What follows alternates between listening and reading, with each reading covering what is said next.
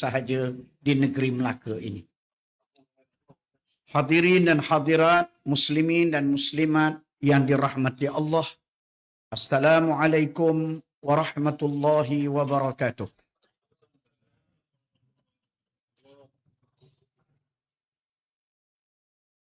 Ayat yang saya bacakan tadi mengandungi arahan daripada Allah Subhanahu wa taala supaya golongan yang beriman sentiasa menjaga perpaduan dan juga kesatuan di antara mereka, iaitu memastikan bahawa golongan yang beriman itu sentiasa dalam keadaan yang bersatu padu. Kerana apabila mereka tidak bersatu padu, pada waktu itu sudah pasti mereka akan dilanda lemah semangat dan mereka akan terdedah kepada perpecahan, pertelingkahan dan permusuhan yang akan menganjur dan membawa kepada kekalahan mereka, sekalipun mereka daripada kalangan umat yang beriman kepada Allah Subhanahu wa taala. Allah memerintah supaya bersatu padu ini menjadi sebagai agenda perjuangan Rasulullah sallallahu alaihi wasallam. Apabila baginda berhijrah ke Madinah setelah berjuang di negeri Mekah selama tempoh yang sangat panjang, berdepan dengan berbagai-bagai cabaran dan permusuhan daripada golongan Quraisy Mekah, Nabi sallallahu alaihi wasallam membina kekuatan dengan menyatukan golongan yang beriman di rumah Al-Arqam bin Al-Arqam. Di situ para sahabat berhimpun dan fikrah mereka dibentuk dan dicorakkan menjadi fikrah yang satu, berasaskan kepada wahyu yang diturunkan Allah Subhanahu wa taala dan juga taujihat yang disampaikan oleh Rasulullah sallallahu alaihi wasallam. Maka terbentuk melalui himpunan para sahabat di rumah Al-Arqam bin Al-Arqam satu kesatuan yang kukuh, sehingga jumlah golongan yang beriman itu berkembang melebihi daripada 40 orang. Sehingga apabila mereka itu sudah mempunyai persediaan kesatuan dari sudut fikrah, kesatuan dari sudut ketaatan mereka untuk menerima apa sahaja arahan daripada Allah dan Rasul sallallahu alaihi wasallam, maka diperintahkan oleh Allah supaya baginda menyampaikan dakwah secara terbuka, tidak lagi secara bersembunyi. Agenda penyatuan yang berjaya dilakukan oleh Nabi sallallahu alaihi wasallam itu membuka langkah kepada agenda dakwah yang seterusnya, iaitu menyampaikan Islam secara terus terang. Kerana pada waktu itu bila Islam disampaikan secara terus terang, Islam tidak lagi tergugat untuk dihancurkan Kerana telah ada sekumpulan orang-orang Islam yang teguh menghadapi cabaran apapun. Dan kumpulan ini diasuh oleh Nabi SAW sebagai yang disebut oleh ulama-ulama sirah, iaitu As-Safwah Al-Mukhtarah, iaitu kumpulan teras yang terpilih di dalam asuhan Nabi SAW, dan mereka inilah kemudiannya dengan kesatuan itu menyebabkan agenda Nabi SAW dapat terus dilaksanakan sehingga baginda berhijrah ke Madinah Al-Munawwarah. Ini pentingnya penyatuan di dalam mengukuhkan seruan Islam, dan pentingnya penyatuan di dalam mengimplementasikan ajaran Islam itu secara praktikal. Kerana itu apabila diperintah berhijrah ke Madinah, Nabi SAW tidak menunggu lama. Kerana untuk membina sebuah kerajaan, perkara yang paling penting adalah kestabilan. Sekiranya kerajaan tidak stabil, maka mudah untuk meruntuhkan kerajaan tersebut melalui campur tangan kuasa-kuasa luar. Justru itu dalam membina sebuah daulah, Nabi SAW memastikan agenda penyatuan itu diperluaskan. Daripada penyatuan dalam bentuknya yang terbatas di Makkah Al-Mukarramah kepada penyatuan dalam bentuk sebuah negara di Madinah Al-Munawwarah. Ketika Rasulullah SAW sampai ke Madinah, ada dua kabilah yang besar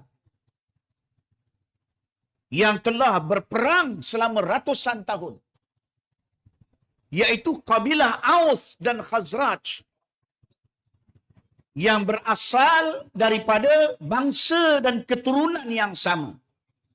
Nabi SAW menyatukan mereka, mempersaudarakan Aus dan Khazraj sebagai suatu langkah asas daripada 3 langkah utama dalam pembinaan daulah. Jadi penyatuan sangat penting untuk kita membina sebuah kerajaan, sebuah pentadbiran yang menjadikan Islam sebagai seruan dan juga landasan. Kerana untuk menyampaikan Islam, apatah lagi menterjemah dan melaksanakannya secara praktikal, kita bukan sahaja akan berdepan masyarakat yang belum faham, tetapi kita akan berdepan dengan pemimpin-pemimpin yang tidak bersedia kuasa mereka dicabar, kedudukan mereka dirampas, kesenangan mereka itu hilang. Maka pemimpin-pemimpin ini akan memastikan bahawa seruan Islam itu, agenda Islam itu digagalkan. Tanpa kesatuan, tanpa wujudnya kestabilan di dalam negara itu, maka menyebabkan agenda Islam tidak mampu untuk bergerak ke hadapan walaupun selangkah. Justru itu Nabi SAW menjatuhkan Aus dan Khazraj sehingga kepada peringkat permulaan boleh mewarisi harta pusaka. Seolah-olahnya Aus dan Khazraj ini adalah adik-beradik satu bapa dan ayah. Sehingga setelah berjaya, diturunkan ayat membatalkan perwarisan harta pusaka itu dan mengkhususkannya kepada mereka yang sedarah sedaging sahaja. Macam tu sekali langkah dan strategi untuk menyatukan. Harta dibahagi dua. Isteri yang dimiliki oleh para sahabat diberikan kepada saudaranya daripada Muhajirin. Penyatuan di antara Ansar dan Khazraj. Kemudian penyatuan di antara Muhajirin dan Ansar. Agenda penyatuan ini, setelah ia mencapai kejayaan, hasil daripada didikan Rasulullah sallallahu alaihi wasallam, diuji melalui peperangan Badar Al-Kubra pada tahun kedua Hijrah. Diuji, adakah kesatuan ini benar-benar wujud untuk mempertahankan Islam pada pengkalannya yang pertama, iaitu Madinah Al-Munawwarah. Jelas, kerana kesatuan yang dibina itu kesatuan yang bukan pura-pura. Bukan kesatuan kerana nak mendapatkan kedudukan dan pangkat. Bukan kesatuan kerana dunia. Tapi kesatuan kerana menyambut seruan Allah dan Rasul sallallahu alaihi wasallam yang memerintahkan wajib bersatu padu. Maka para sahabat tak kali diuji pada tahun kedua Hijrah. Baru setahun datang ke Madinah, terus diuji dengan peperangan yang sangat hebat. Satu daripada 10 peperangan yang terbesar dalam sejarah perjuangan Rasulullah sallallahu alaihi wasallam. Badar Al-Kubra yang kita tahu bagaimana diuji fikrah sahabat, diuji akidah mereka. Adakah kuat sehingga kesatuan mereka tidak boleh digoncang? Ketika mereka keluar untuk mengejar atau untuk menyekat rombongan perdagangan yang dipimpin oleh Abu Sufyan, mereka keluar dengan jumlah yang terbatas. Hanya 300 lebih sahaja. Tiba-tiba mereka terpaksa berdepan dengan pasukan perang seramai 1000 orang kurang lebih yang lengkap bersenjata. Dan sekiranya pasukan perang ini berjaya mengalahkan pasukan Islam, maka ketika itu agenda Islam yang dibawa oleh Nabi sallallahu alaihi wasallam untuk membawa Islam ke seluruh alam tidak akan berjaya. Kerana pengkalannya telah gugur dan dikuasai kembali oleh Quraisy yang memusuhi Islam. Akan tetapi kesatuan ini penting. Sebab kesatuan yang kukuh ini, 314 atau 315 sahabat tidak berjanja. Ini kesatuan yang kita nak bina. Dan kesatuan yang pas sedang perkenalkan. Kesatuan yang ingin dibentuk di kalangan seluruh orang-orang Melayu Islam di dalam negara kita bersama dengan rakan-rakan kita daripada kalangan non-Muslim yang tidak memusuhi Islam. Kesatuan ini. Tanpa kesatuan ini, maka agenda kita untuk membawa Islam itu ke tahap yang lebih tinggi tidak akan berjaya. Sebab itu pimpinan kita tidak pernah teragak-agak di dalam membawa sejak dahulu lagi agenda penyatuan ini. Sekali berjaya, sekali gagal, pimpinan kita terus bergerak untuk membinanya kembali. Dan alhamdulillah, di dalam pilihan raya di negeri Johor dan pilihan raya di negeri Sembilan, perpaduan dan kesatuan ini mula mencapai kejayaan dan mula berjaya untuk diterjemahkan dengan lebih kuat lagi berbanding pada masa-masa yang lampau. Kalau kita ingat ketika PAS bergabung dengan Barisan Nasional di zaman Tun Razak Allahyarham. Kemudian tu ketika Muafakat Nasional 1.0 dan hari ini Muafakat Nasional 2.0.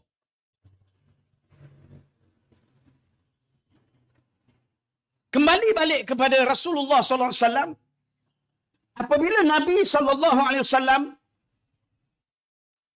berdepan dengan tentera-tentera musyrikin, tidak ada seorang sahabat pun yang meninggalkan perjuangan. Semua bersama Nabi sallallahu alaihi wasallam sehingga dibantu oleh Allah dan berjaya mengalahkan 1,000 pasukan daripada 1,000 orang daripada pasukan musyrikin dengan kemenangan yang luar biasa sekali. Dan setelah daripada itu, kekuatan dan kesatuan sahabat ini dipupuk oleh Nabi sallallahu alaihi wasallam sehingga melalui lebih daripada 74 peperangan besar dan kecil, sahabat-sahabat tetap bersama dengan Nabi dan pimpinan iaitu Rasulullah SAW bagi memastikan agenda Islam itu berjaya ditegak dan dilaksanakan. Dan begitulah kita pada hari ini di Malaysia. Dan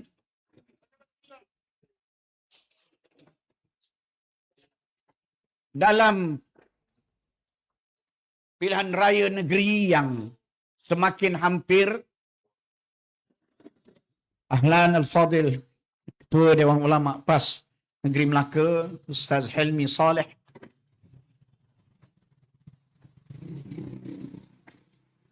kita memerlukan perpaduan itu, kesatuan itu.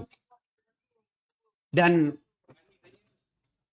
pimpinan di kedua belah pihak berusaha untuk mewujudkan perpaduan yang kuat dan teguh, yang tidak mudah untuk diruntuhkan dengan apa kita panggil agenda pemecahan yang dilakukan oleh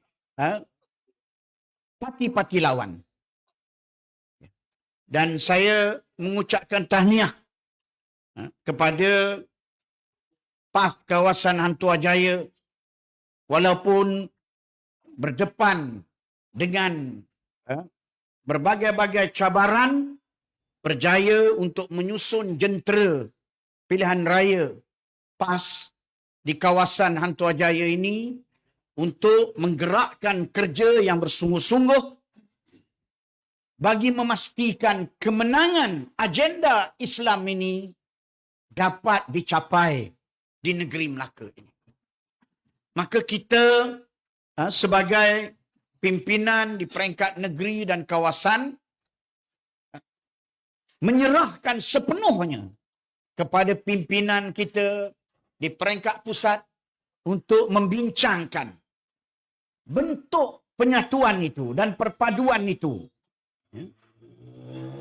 Yang sudah tentu mereka akan berusaha mewujudkan perpaduan dan penyatuan yang kukuh agar kita boleh selepas daripada PRN Negeri Melaka melangkah kepada pilihan raya yang seterusnya, terutamanya di dalam PRU yang ke-16. Bagi kita menyelamatkan negara dengan tuntas secara mutlak dari sebarang agenda-agenda antarabangsa yang dibawa oleh proksi-proksinya dalam negara kita melalui parti-parti politik yang tidak ada kesetiaan kepada negara ini dan bersedia melakukan agenda-agenda luar untuk memporak-porandakan rakyat dengan mencabar undang-undang yang ada di dalam negara kita ini. Mencabar kuasa raja-raja yang ada di dalam negara kita ini. Mencabar kedudukan orang-orang Melayu Islam sebagai rakyat majoriti yang perlu diambil kira kedudukan dan pandangan mereka sebagaimana rakyat yang lain di dalam membuat sesuatu langkah-langkah politik. Maka kita berharap bahawa agenda yang dibawa oleh parti kita, oleh Perikatan Nasional dan oleh Barisan Nasional ini akan terus hidup dan berjaya menyelamatkan negara daripada agenda-agenda luar tersebut. Hadirin hadirat yang dirahmati Allah. Bila Allah memberi nikmat kepada kita dengan kedaulatan, kemerdekaan dan juga memberi nikmat kepada kita Islam dapat dilaksanakan walaupun belum sepenuhnya sebagaimana yang diperintah oleh Al-Quran, namun suatu nikmat yang besar. Islam diletakkan dalam perlembagaan negara sebagai agama persekutuan yang mempunyai kedudukan yang tinggi dan perlu dihormati. Ini nikmat yang besar. Tapi nikmat yang memberinya Al-Mun'im, iaitu Allah. Dan apabila yang memberinya adalah Allah, dia juga berkuasa menariknya kembali. Sekiranya kita tidak bersyukur. La in syakartum la azidannakum.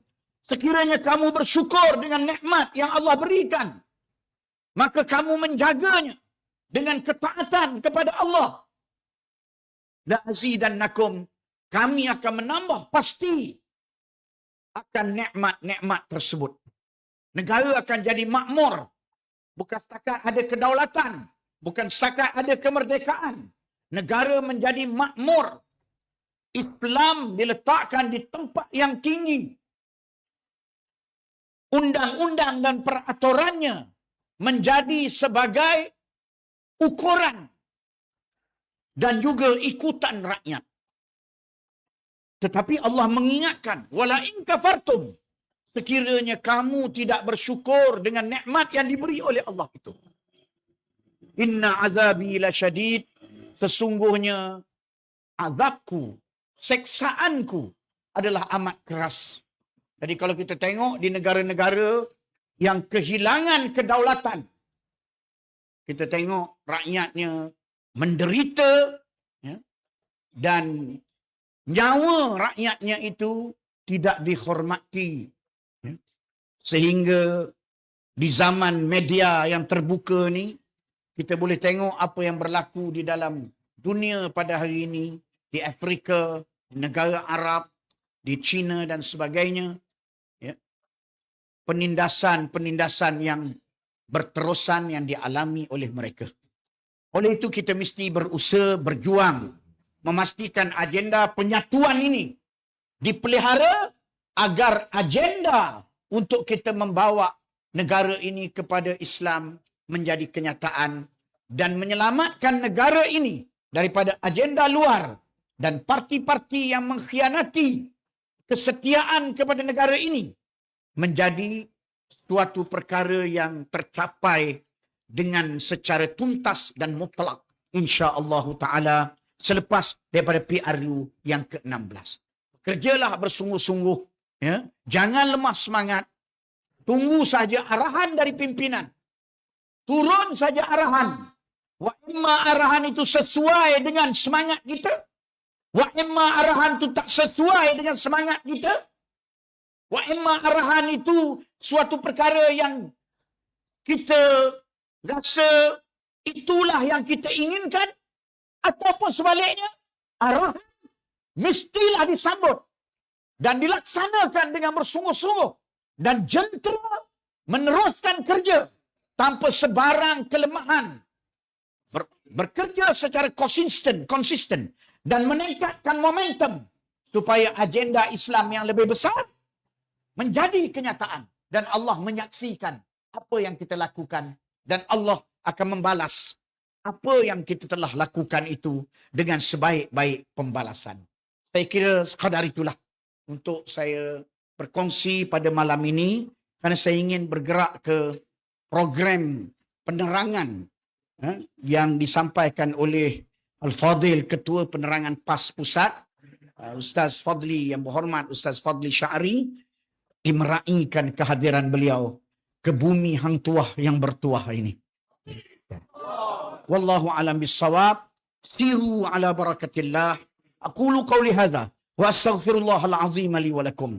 Wa sallallahu wa sallama ala sayyidina Muhammad wa ala alihi wa sahbihi ajma'in. Walhamdulillahi rabbil alamin. Wassalamualaikum warahmatullahi wabarakatuh. Takbir! Allahu Akbar! Takbir! Allahu Akbar! Takbir! Allahu Akbar! Walillahil hamd.